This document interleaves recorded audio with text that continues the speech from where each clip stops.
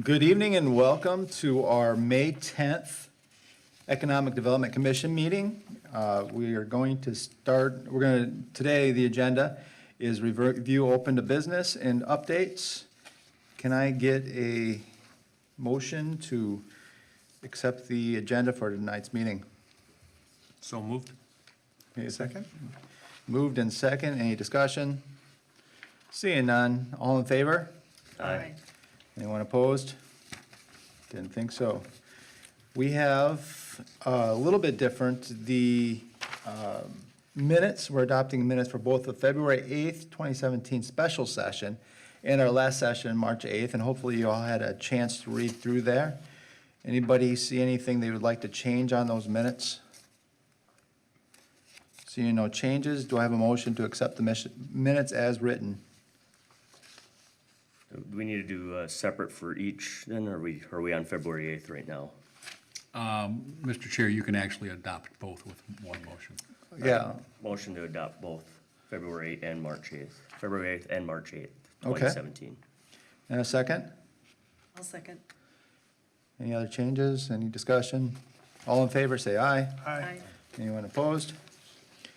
So with that, we will move on to reviewing open to business, and Mr. Ninehouse, the floor is yours. Thank you, Mr. Chair, Commissioners.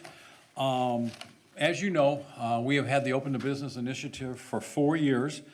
At this point, I thought it would be good to do a little check-in and review of the 4 years, and then we would like a recommendation from the Commission as to whether or not the city should continue to be a part of the Open to Business.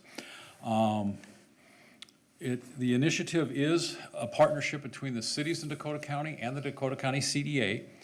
The CDA does pay half of the cost of the initiative, which is about $140,000 a year, and they cover half. And then the other half is split amongst the cities per population. The first 3 years of the initiative, Burnsville's cost was $7,500 per year. This year, the cost has gone up slightly. It will be $77.66, and it should be the similar cost next year. Over the 4 years, as you can see, in 2013, that was the initial rollout year. So we did have the ramp up and the advertising to get it started. So we did not have a tremendous amount of clients in Burnsville, nor did we have a tremendous amount in Dakota County. As you can see, in 14 and 15, we had a significant amount of new clients that were met with our consultant, and as did the county. We did notice a decline last year, not only in Burnsville, but in the county overall in the number of new clients. And I did not put this in your background, but when I was doing the PowerPoint, I thought this might be of some value to you also. Here are the cities in Dakota County that are in the partnership, and as you can see, outside of the 3 in red, every city actually had a decline last year from 15, and the one commonality of the 3 that had an increase is that they did not have a lot of clients in 2015, so it was a little bit easier for them to see an increase. We have had about a month ago, we did have a discussion about this decrease amongst all of the cities, and there are a couple of reasons why we think the decrease may have occurred. Number one, as you're all aware of, we are running very low unemployment rates. So with the low unemployment, our consultant is seeing a lot less people coming in wanting to start a business. And during the couple prior years, she did see unemployed people coming in wanting to start up a business. Just because they were a new client doesn't mean that business actually got started. In many cases, probably, quite frankly, in most cases, the end result after she ran them through a strategic planning process was they discovered that the business idea they had really wasn't going to work, and or they really didn't have any plans, and or they really didn't want to be in business by themselves. Which is fine. I mean, before they mortgaged their home and everything else, they ended. Last year, a little bit towards the end of 2015 and through last year, there was a little bit more emphasis from Open to Business on existing businesses and working with existing businesses. So if they needed some strategic planning help, some marketing help, possibly some financing help. And the amount of existing clients that she worked with is not as numerous as all of these startups we were looking through. So that does account for a little bit of the downturn. There was also some thought that maybe we need another big influx of marketing. I would say that that may be true in some of the cities in Dakota County. I doubt actually if it's actually true in Burnsville. Our communications department actually has done a phenomenal job of marketing this program, and it's on our billboard, it's out in the lobby all the time, it's in our bulletin once in a while. It pops up all over the place. So the decrease that we had, I don't think is attributable to the marketing efforts. All of our staff here at City Hall that would interact with businesses that may have issues, they're very well aware of this program and typically will say, one of the things you may want to consider is checking out the Open to Business initiative. They might be able to help you. So that, while it may be true of some of the cities in Dakota County, I do not think it has anything to do with us. And then quite frankly, there is some thought that this might be the norm. I mean, we started a program, it got rolling, it had a lot of, there was a lot of backed up demand, and we've worked through some of that, and a little bit lesser numbers may be the norm that we deal with, which does then beg the question, is this an initiative that we should continue with? I'd certainly answer any questions that the commission has. We are looking for a recommendation. Staff's recommendation is that you recommend we continue. Staff's feeling is at the cost of $7,600 a year to provide consulting help, even if it's only to about 20 businesses, is a pretty small investment on our part for that consulting help. We have no other consultants that we employ here in the city that only cost us $7,700 a year. But with that being said, I would certainly stand for any questions the commission has.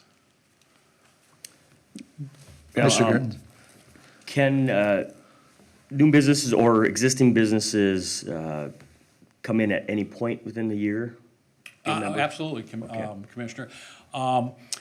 Initially, when we had the program, our consultant, Laurie Crow, was typically here one Wednesday afternoon a month for walk-ins, and then you can make appointments.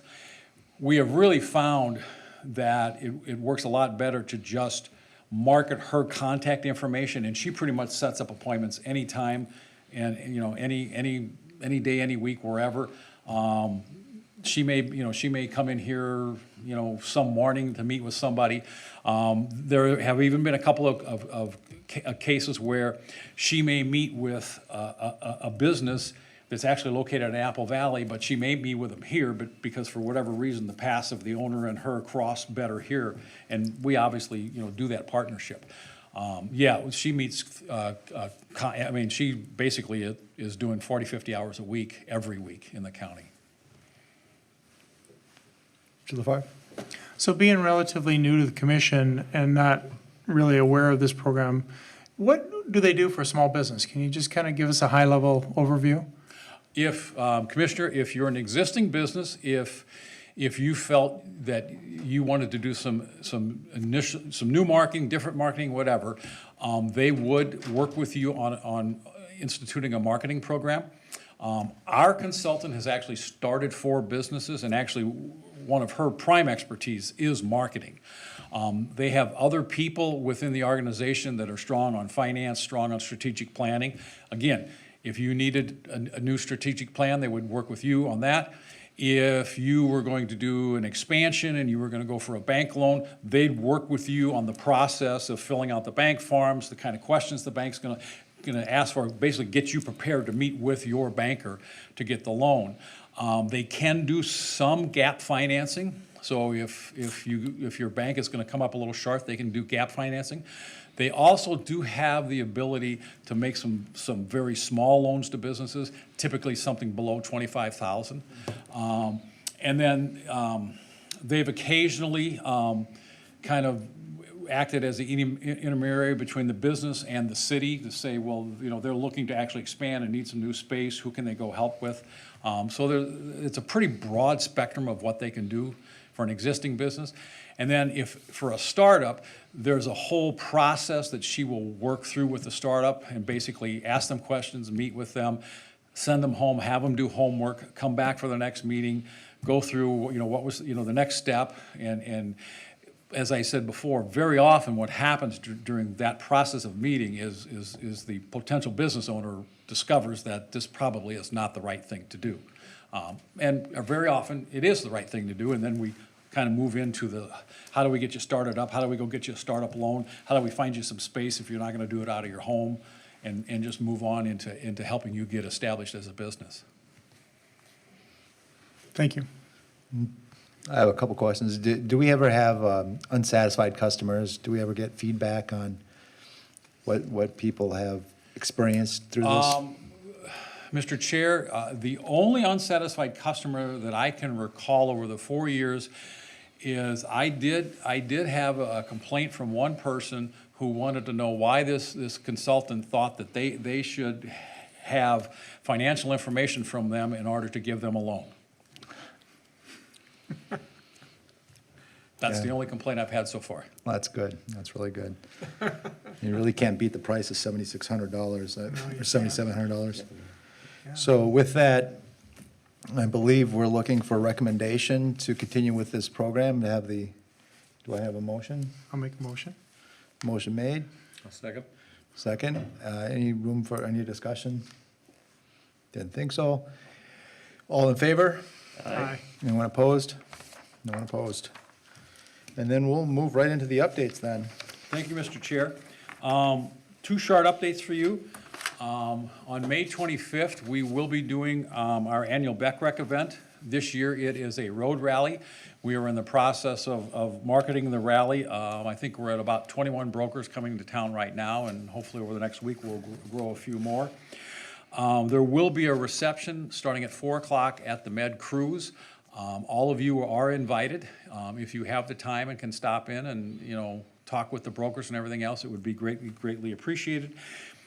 Will be a sharp program. We should be done by 4:30.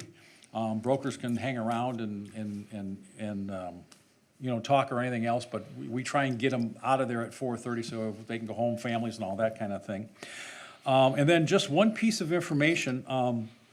Typically, either at this meeting or your July meeting, we usually do an update on our Greater MSP initiative. This year, Council has actually postponed the funding of Greater MSP until they get a formal presentation from Greater MSP, which will occur at their work session on September 12th. You are all invited to that work session. That will basically replace the update I typically give you. Basically, Council is looking for some comment on what is the return on investment of our $25,000 per year contribution to Greater MSP.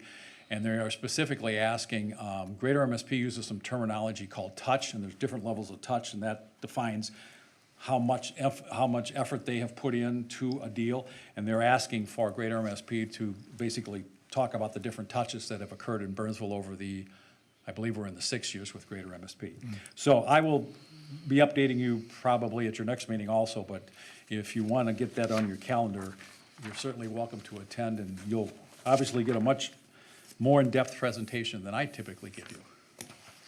That's all the updates I have, Mr. Chair. Okay. And with that, we're looking to move to our work session, which will be after this meeting. And we would need to adjourn from this meeting to begin with that. Do I have any motions for adjournment? Motion to adjourn. Any seconds? Second? Anybody want to discuss? All in favor? Aye. Ayes have it. Thank you, Commissioners. Thank you.